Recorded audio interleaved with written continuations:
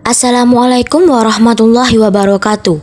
Pada video kali ini kita akan membahas mata kuliah tentang manajemen strategi.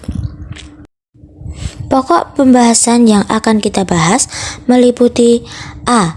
Hierarki manajemen strategik, B. Proses manajemen strategik, C.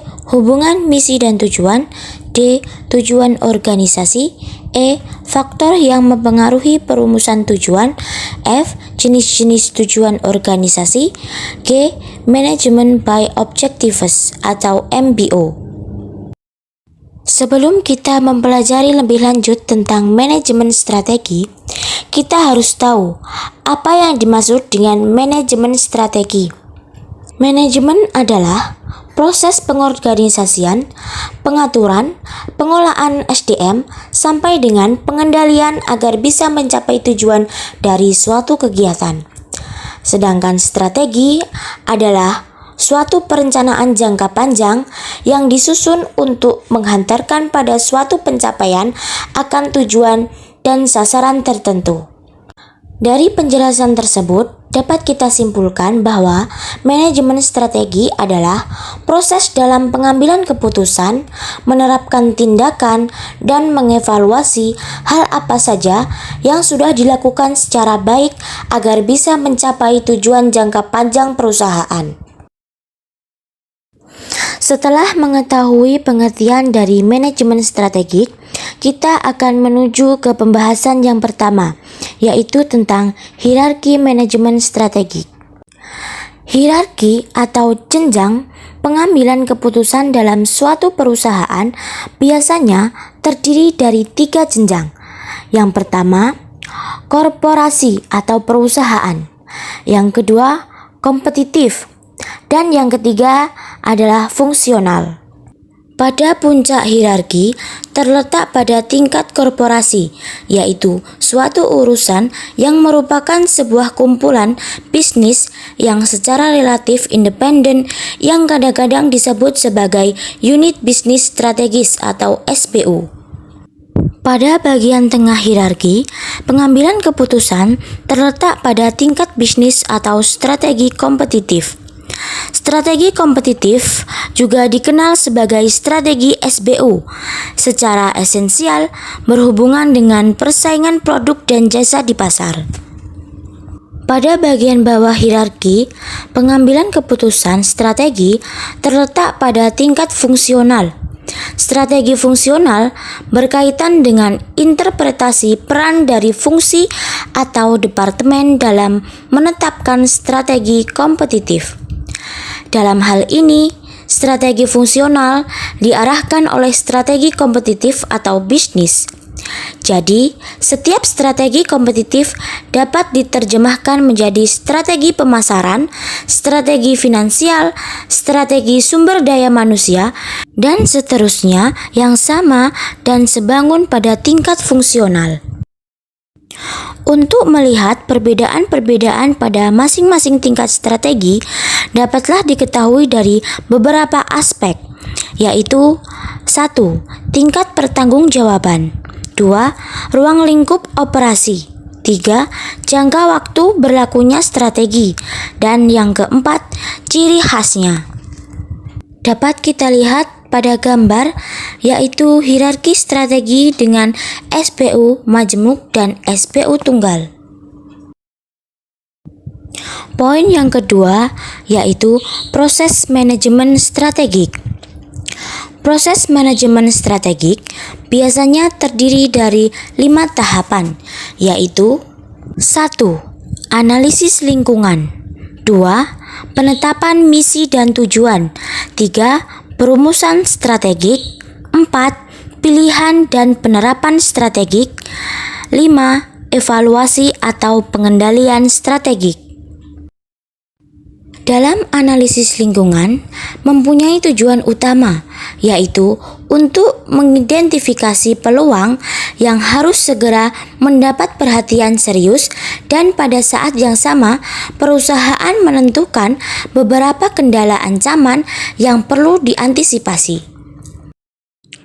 Terdapat dua komponen pokok pada analisis lingkungan, yaitu yang pertama lingkungan internal, yang kedua lingkungan eksternal. Lingkungan internal meliputi sumber daya, kemampuan, dan kompetisi inti, sedangkan lingkungan eksternal meliputi lingkungan umum, lingkungan industri, dan lingkungan operasional. Selanjutnya adalah misi dan tujuan perusahaan. Sebelum mempelajari lebih lanjut, kita harus tahu apakah yang dimaksud dengan misi dan tujuan. Misi menurut pengertiannya adalah suatu tujuan unik yang membedakannya dari perusahaan-perusahaan lain yang sejenis dan mengidentifikasi cangkupan operasinya.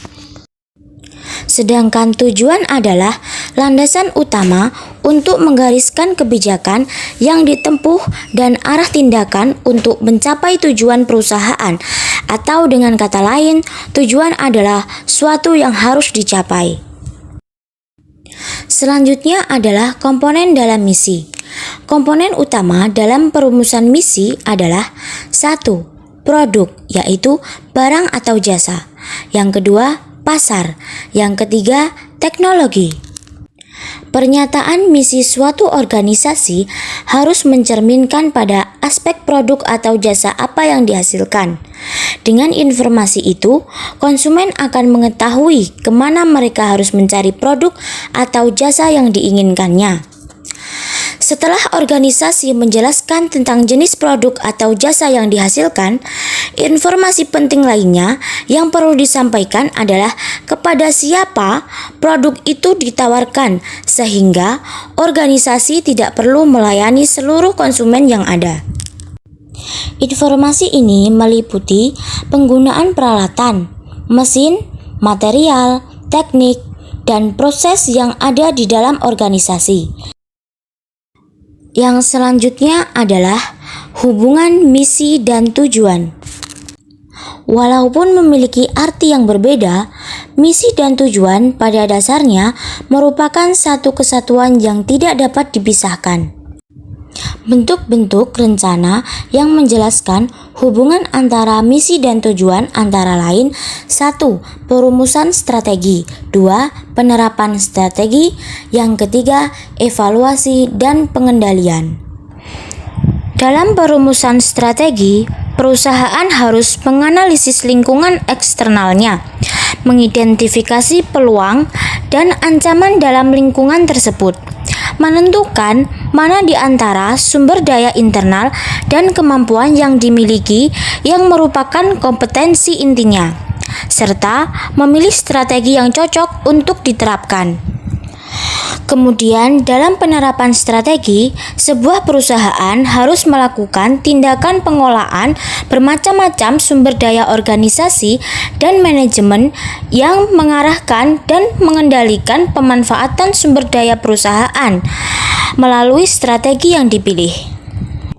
Kemudian, dalam evaluasi dan pengendalian, perusahaan melakukan suatu proses di mana manajer membandingkan antara hasil-hasil yang diperoleh dengan tingkat pencapaian tujuan. Terdapat 4 jenis utama dalam pengendalian strategi, yaitu 1. Pengendalian asumsi 2. Pengendalian implementasi 3. Pengawasan strategi dan yang keempat, pengendalian peringatan khusus. Pembahasan selanjutnya yaitu tujuan organisasi. Pemahaman tentang tujuan organisasi sangat beraneka ragam. Hal itu disebabkan adanya latar belakang dan cara pandang yang berbeda-beda. William F. Gluck memberikan definisi bahwa tujuan adalah hasil akhir yang dicari atau dicapai organisasi dengan kemampuan dan aktivitas-aktivitasnya.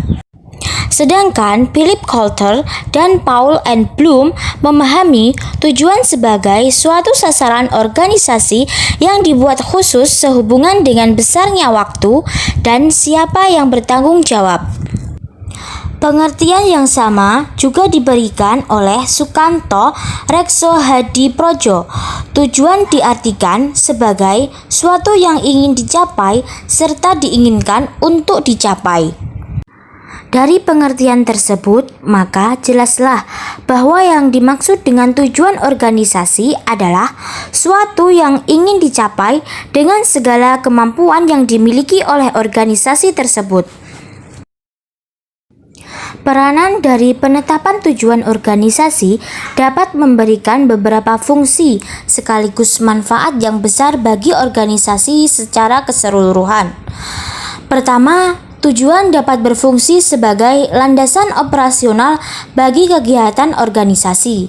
Yang kedua, berfungsi sebagai tolok ukur atau pedoman dalam menilai keberhasilan pelaksanaan organisasi. Manfaat-manfaat yang diperoleh dari penetapan tujuan adalah: yang pertama, membantu memperkenalkan atau menonjolkan eksistensi organisasi di mata pemerintahan, konsumen, dan masyarakat secara keseluruhan. Yang kedua, membantu koordinasi dan pembuatan keputusan. Yang ketiga, membantu penilaian keberhasilan organisasi. Yang keempat, memisahkan proses perumusan dan implementasi strategi organisasi. Dan yang kelima, mendorong para pelaksana untuk berusaha keras agar tujuan itu tercapai. Pembahasan selanjutnya yaitu faktor yang mempengaruhi perumusan tujuan. Dalam menetapkan suatu tujuan, perlu dipertimbangkan faktor-faktor internal maupun yang mempengaruhi. Faktor-faktor tersebut antara lain: yang pertama, tujuan-tujuan perusahaan sebelumnya. Dalam menentukan tujuan organisasi pada masa yang akan datang, faktor keberhasilan dari tujuan-tujuan sebelumnya perlu dipertimbangkan. Yang kedua, sumber-sumber ekonomi yang dimiliki perusahaan.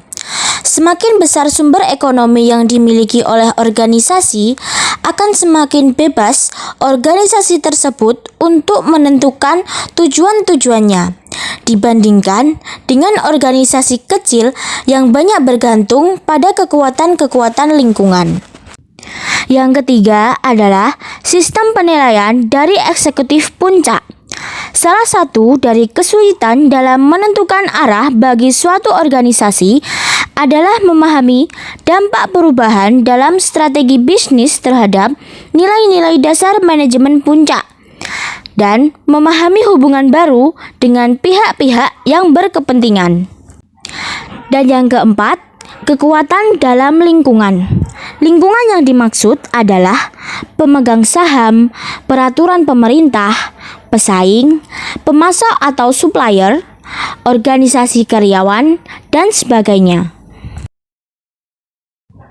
Poin selanjutnya yaitu jenis-jenis tujuan organisasi. Ada beberapa tujuan yang biasanya menjadi pedoman atau arah dari hampir semua organisasi. Jenis-jenis tujuan yang dimaksud bisa berupa finansial ataupun sosial. Jenis tujuan organisasi yang pertama yaitu profitabilitas, di mana kemampuan semua organisasi untuk beroperasi dalam jangka panjang bergantung pada pencapaian tingkat laba yang layak. Di mana sebuah organisasi yang memiliki pertumbuhan profitabilitas yang baik akan semakin mudah menyesuaikan dengan perubahan lingkungan, baik lingkungan eksternal maupun internal. Jenis tujuan yang kedua yaitu produktivitas, di mana para manajer harus terus-menerus berusaha meningkatkan produktivitas sistem mereka. Organisasi yang dapat meningkatkan hubungan masukan keluaran biasanya meningkatkan profitabilitas. Jadi, organisasi hampir selalu merumuskan sasaran untuk produktivitas. Tujuan produktivitas yang umum digunakan adalah jumlah produk yang dihasilkan atau jumlah layanan yang diberikan per unit masukan. Tetapi ada kalanya produktivitas ditanyakan dalam bentuk penurunan biaya yang diharapkan.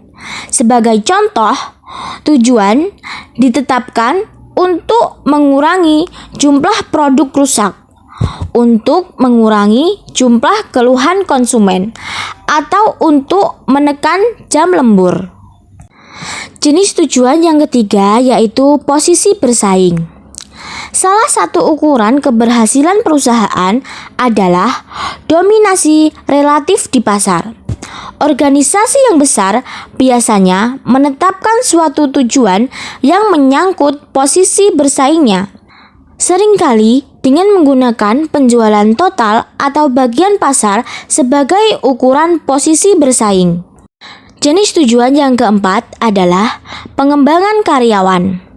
Para manajer yakin bahwa produktivitas terkait dengan loyalitas karyawan dan dengan perhatian manajemen terhadap kesejahteraan karyawan. Oleh karena itu, organisasi menetapkan tujuan untuk meningkatkan hubungan dengan karyawan. Beberapa hasil dari tujuan seperti ini adalah program keselamatan kerja, keterlibatan karyawan dalam pengambilan keputusan, dan sense of blessing karyawan terhadap organisasi. Jenis tujuan selanjutnya yaitu kepemimpinan teknologi. Organisasi harus memutuskan apakah akan memimpin atau mengikuti pasar. Jika organisasi ingin memimpin pasar, maka organisasi harus melakukan perubahan dan inovasi produk dan memerlukan dukungan teknologi. Teknologi yang lebih baru umumnya akan meningkatkan produktivitas dan efisiensi organisasi.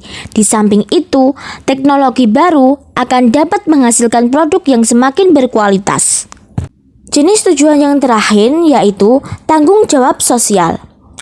Organisasi menyadari tanggung jawab mereka terhadap pelanggan dan masyarakat pada umumnya. Sesungguhnya banyak organisasi yang berusaha lebih daripada yang dituntut oleh pemerintah. Sekarang kita masuk pada pembahasan yang terakhir, yaitu tentang Management by Objectives atau MBO.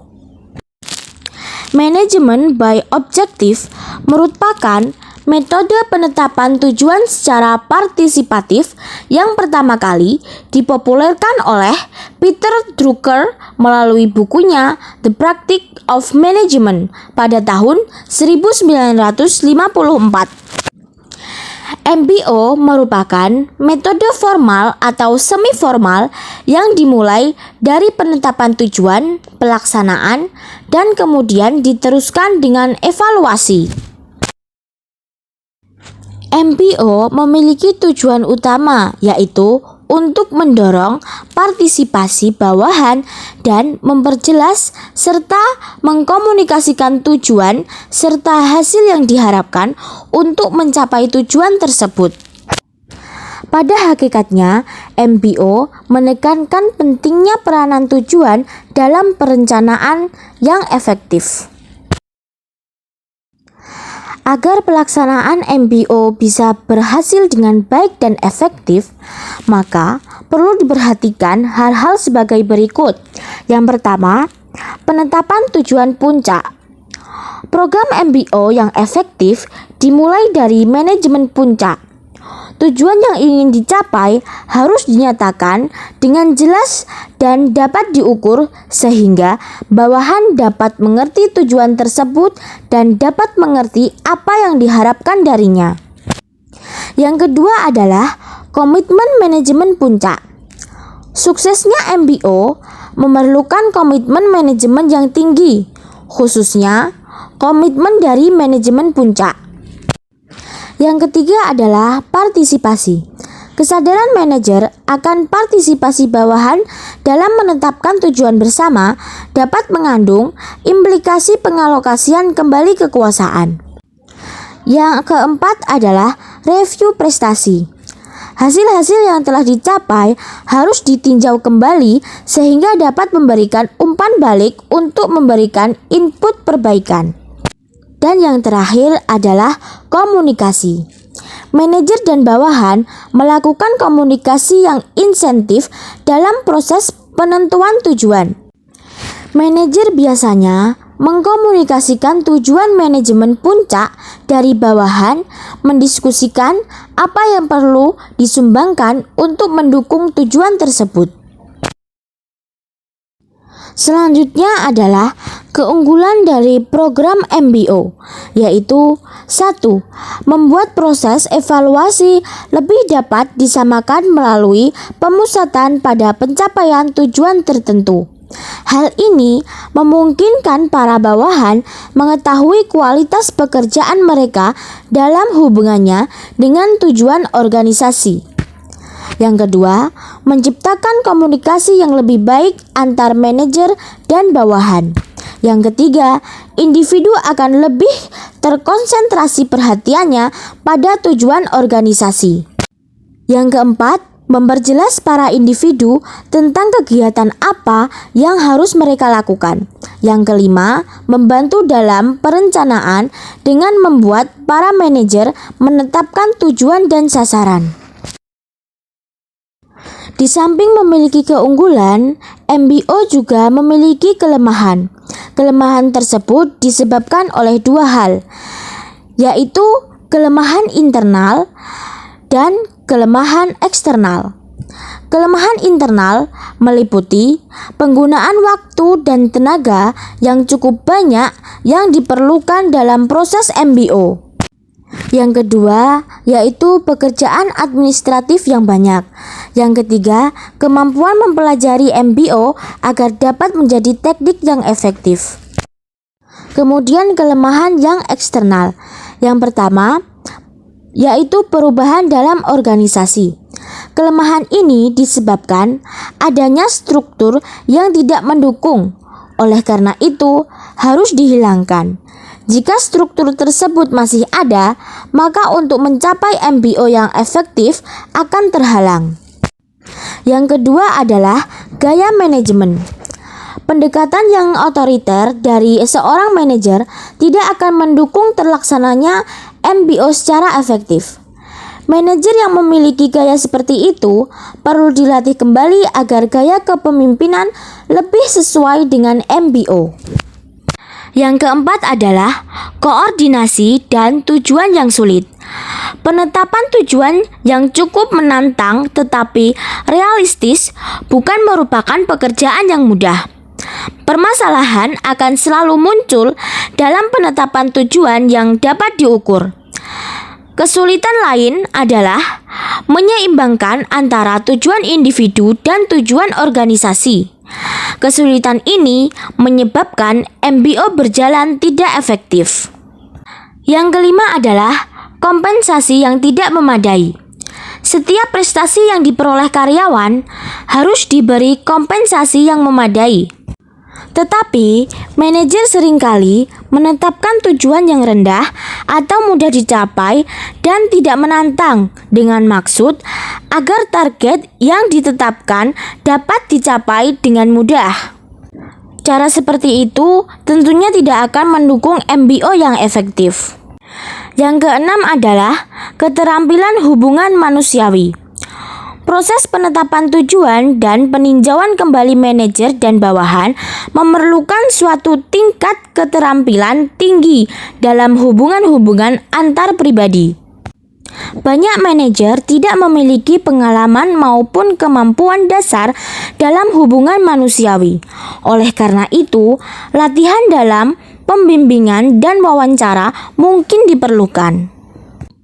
Yang terakhir yaitu kurangnya kerjasama antar bagian. Bagian-bagian dalam organisasi memiliki satu kesatuan yang mengikat, di mana satu bagian akan bisa berhasil kalau didukung bagian lainnya. Sampailah kita pada akhir video. Ada jendela berjumlah 5. Walau tak bersua, semoga materi dapat diterima. Terima kasih. Wassalamualaikum warahmatullahi wabarakatuh.